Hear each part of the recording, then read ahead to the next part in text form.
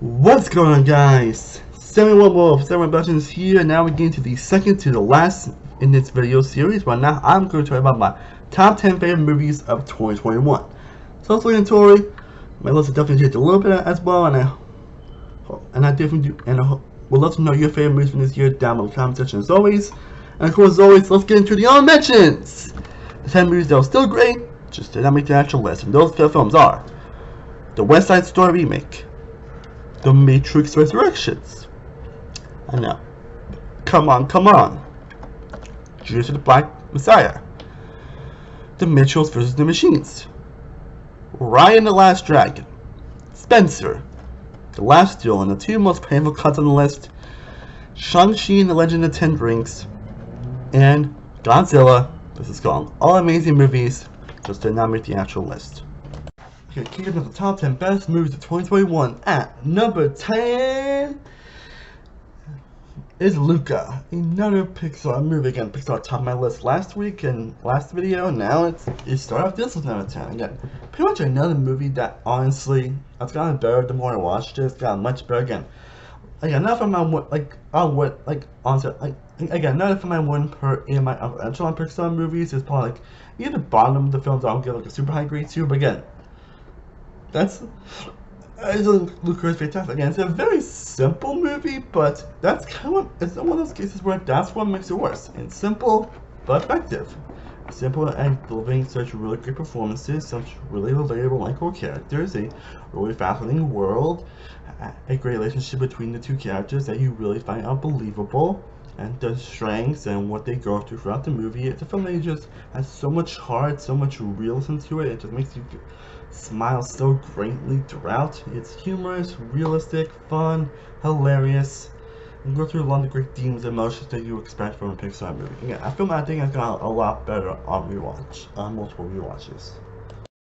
Now, coming in at number 9, we get to one of the better Oscar movies to come out. That is Coda, which is based on Child of Deaf Adults, which is based on someone who basically is the only human person in a family that's basically deaf, and she's basically wants to be a singer, which kind of conflicts with certain things, along with trying to help her family's fishing business. And there's a lot of conflict that goes on for me, a lot of back and forth throughout the movie, but it's handled in a very realistic and emotional way.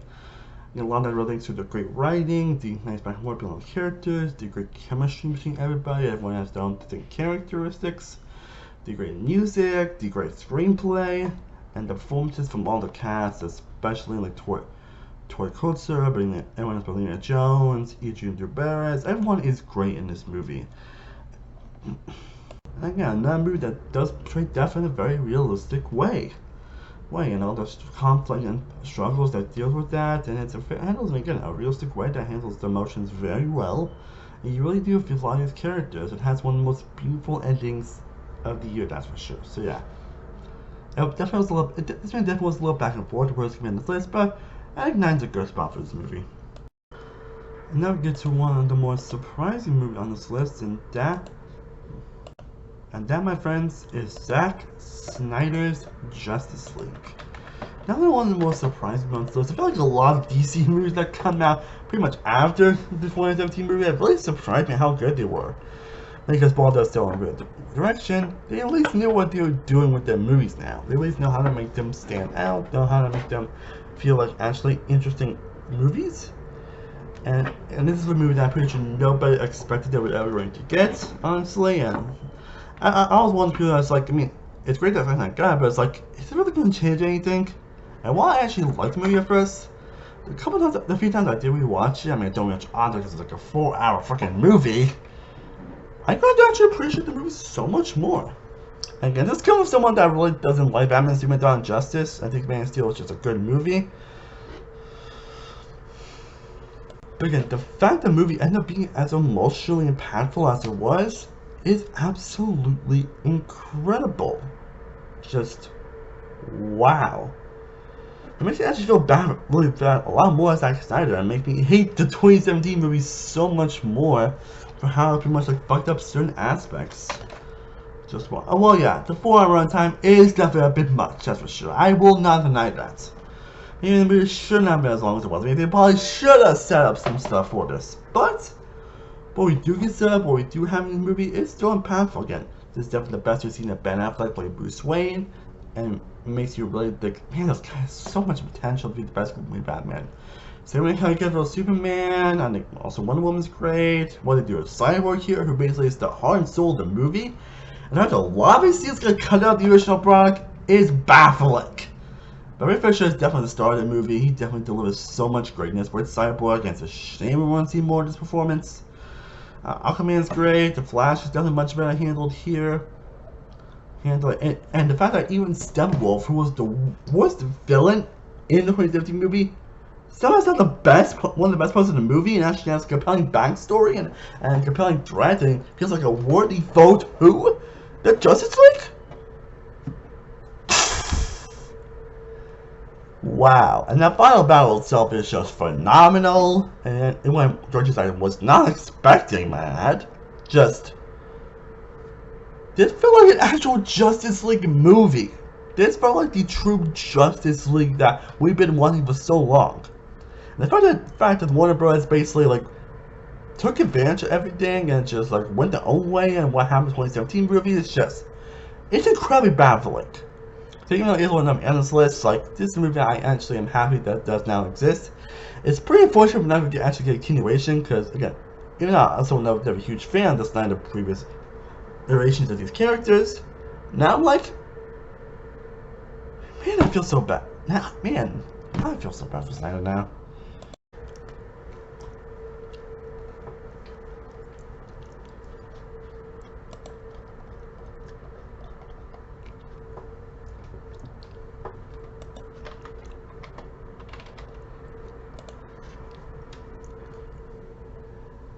Yeah, I was trying to speak because in the beginning it's called Quiet Place, but yeah, number 7 is A Quiet Place Part 2, which I think, some people always love the original Quiet Place. Hell, I added it in my best movie 2018.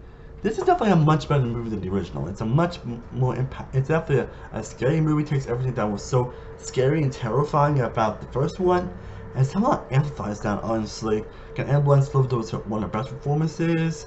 Cillian Murphy, Millicent Simmons are all great. And the back and forth between the family, them trying to stay quiet with this society is really terrifying. And Cillian Murphy's addition was actually pretty impactful. The story is great. The world building is fantastic. It's just a scary, terrifying thriller with John Clancy delivering top-notch directing. And here are the two incredible horror movies. Like, I can't wait to see what they do eventually with Part 3 and on the spin-off that's coming out next year. Now, coming in at number 6, we get a film that's was up now for a bit with people, but at number 6 we have Dune. A film that I'm pretty sure everyone was excited for, considering, it's Steve Villeneuve. Again, the guy has films, and a lot of times was definitely on my best list with Prisoners, Rival, Goes 9, even his current anime, I think, just missed my list, honestly. And so obviously Dune being on this list should come as no surprises. Dune, I think, is a phenomenal movie. Fantastic in all sense of the word. It truly feels like a true goddamn epic with incredible world building, fantastic characters and performances. Again, one of the biggest ensemble casts that we have got. I mean, has freaking Timothée Chalamet, Megan Ferguson, Oscar Isaac, Josh Brolin, Stellan Skarsgård, David Bautista, Zendaya, Jason Momoa, Javier Bardem. Like, you got so many incredible actors, so many top tier people, and oh my god, they all deliver so greatly here. Again, and in terms of a directing and cinematography standpoint, this is easily the best of the year. Like, in terms of that aspect alone, this is easily the best of the year. Like, how they accomplished certain acting, it was like, holy shit. But yeah, I was definitely invested throughout these characters, throughout the majority of the runtime, the score. Oh my god, the fucking score in this movie, honestly. But it's also paced pretty well, with loving a lot of great world building and what's to come, honestly. Again, it does end kind of abruptly, but I'm sure when we get part 2 coming out next year, it's fortunate the film actually was supposed to come out early this year because of the strike. It's not coming next year, but I'm sure when part 2 actually could end up a previous movie where it actually could be much higher on this list, honestly. But considering it is like one half of not completed film, I think number 6 is the perfect spot to put Dune. Now at number 5, another film that I'm going to appreciate a lot more, honestly, and that is Last Night in Soho. Again, I pretty much made clear throughout the series that I love Edgar Wright. I think Edgar Wright's one of the best directors of all time. He's definitely in my top 3, top 2 directors of all time. Pretty much every movie he's made is fantastic. He directed and tried to direct a psychological horror movie. I mean, yeah. Just sign me up, honestly. It was definitely the most hype on my most anticipated films of the year. And while I definitely loved it at first, I think upon multiple rewatches, I did end up appreciating the movie so much more. And I feel like I could appreciate it so much more and more repeat viewings. Again, yeah, a fantastic performance from the cast, especially from Aaron Taylor-Joy and Thomasin McKenzie. Matt Ridd's also great here as well. Yeah, everyone is great in their roles. It delivers on the horror design, delivers on the cinematography, or production design, the costume design, the directing. And like, in some ways, it doesn't really feel like much Edgar Wright movie because it tries to go in a more different direction. But I think it delivers on all those strengths, being scary, terrifying.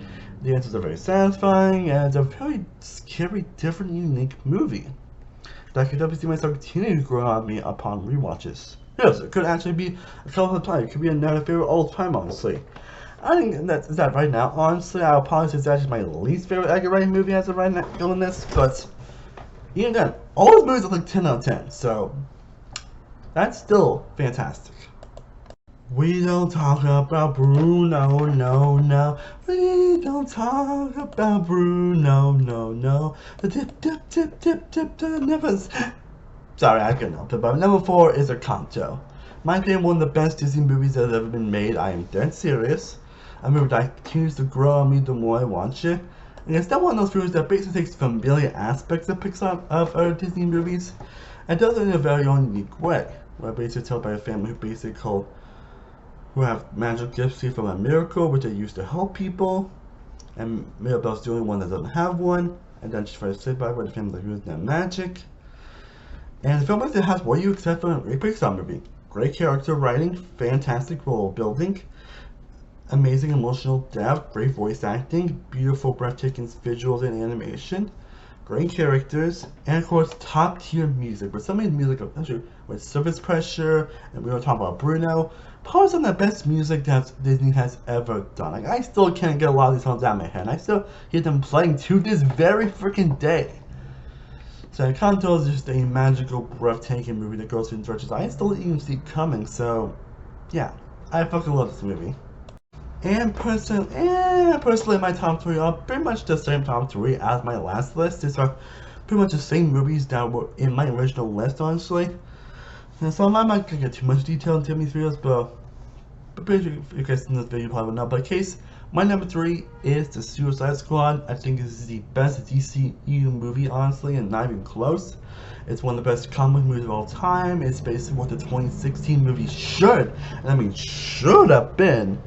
Taking these interesting characters, these kind of like throwaway type of characters that most people don't even know who they are, and making them like stand out and instantly iconic and incredible, which is what James Gunn can tend to do so very well.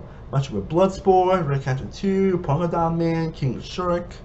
It makes very obscure characters, make them more popular than ever, and that's what he does with this movie. Characters that have like fantastic chemistry, great back and forth. This probably is the most James Gunn movie out there. So, and I'm not saying that about that. That's an incredible thing. If you love James Gunn, you'll love this one. Number 2, being my top 3 James Bond movies, and that is No Time to Die. I felt that's definitely known to be very divisive amongst the Bond fandom, honestly. I know some people don't like this movie because of the direction that goes with Bond and the fact that it kind of assassinates his character in some way, which is like no, Bond, Bond would never act like this. Like, so they're going for a more realistic portrayal of the character, and I actually love that they went for a more realistic portrayal of the character. And Dan Quick gives his best performance as the character. I think what they were late. Remember, Alan Swan makes it probably might be the best Bond girl that we have gotten. I am dead serious. Ryan Malek, I think, is one of the best Bond villains of all time. Yes, I am even dead serious. Lashana Winter, that was a great addition to the movie as well. Again, the back of the characters are great. Jeffrey Wright is great. Christoph Waltz, what he had to do was great. One of the best this character has done, honestly. And then we got Ade Amis, who, despite the limited screen time that Ade Amis did in this movie, she stole every single scene he did. Well, I still hope we actually, well, it's definitely not doubtful. I hope we actually get a spin-off of a character at some point, or I'm sure it's probably gonna kill in about Arena movie that comes out next year, which is a John Wick spin-off. So this definitely proves that she definitely has a great career in terms of actor, in terms of being an action star. And the action is also fantastic here as well. Some of the best in a Bond movie. The directing is fantastic from K. Nicaragua. I hope I pronounced the name right. The Nothing Dies is still one of the best Bond songs, and the ending is still probably the best ending to any Bond movie ever. And in fact, they actually have a era of Bonds that actually ends, which is probably the first time in any era of Bond that the era actually ends. Because from what I read, usually the era is just never got a proper conclusion. That's impressive. But for me, my favorite movie of 2021 is still Spider-Man No Way Home. Call it nostalgia, call it bias, honestly. I love No Way Home and first saw it. I still absolutely love this movie. The best of the whole Homecoming trilogy. Honestly, my favorite Spider-Man movie. Yes, it's my favorite Spider-Man movie. I am dead fucking serious. And I am just as surprised as you are that this ended up being my favorite Spider-Man movie. Like, I was not expecting that, honestly, from this movie. And it was not me, I was very cynical about it, because, like, really going for this route, can't tell him, like, stand on his own, and going to do this and that, and like these characters, like, this could be like a Spider-Man 3 and made Spider-Man 2 situation all over again. But no! It used the nostalgia very well. And while the stuff may be a bit flaky, it doesn't, honestly, and it never bugged me, honestly. I think those strings still were utilized here, and how they use the Raimi, the villains. I think how they use the Raimi villains and the Garfield villains are fantastic, and it actually makes the films the portrayals a lot more interesting and compelling, especially with Electro, even Sandman, Doc Ock, and I'm sure they do a great Goblin. Doc, their portrayals are great, and Willem Dafoe easily runs with the show. How they try to do it very much the Spider-Man, that was fantastic, and it's one of the things that don't feel forced and actually makes their portrayals in the other movies much more impactful. And that final battle, that ending, and the emotional moments that happen throughout the movie, I get emotional just thinking about it. It's a pretty emotional movie that really tells what being Spider-Man kinda sucks. As much as Spider-Man can be good, as much as he enjoys being Spider-Man, sometimes it can kind of suck much for what happens throughout. It's like, well, I'm getting goosebumps just thinking about it. The action is great, the humor is still great, the character development is just top notch, and all around No Way Home is, in my opinion, the best movie of 2021. Well guys, I hope you enjoyed my top 10 best movies of 2021. Let me know down below in the comment section what are your favorite movies for this year. I would definitely know down below. Got one more video to do and that'll be it, so I hope you'll enjoy. Thank you guys so much for watching. I truly honestly appreciate it. All your support is much appreciated. I'm Sam One More Productions. I will see you next time. As always, stay cool about that. Peace.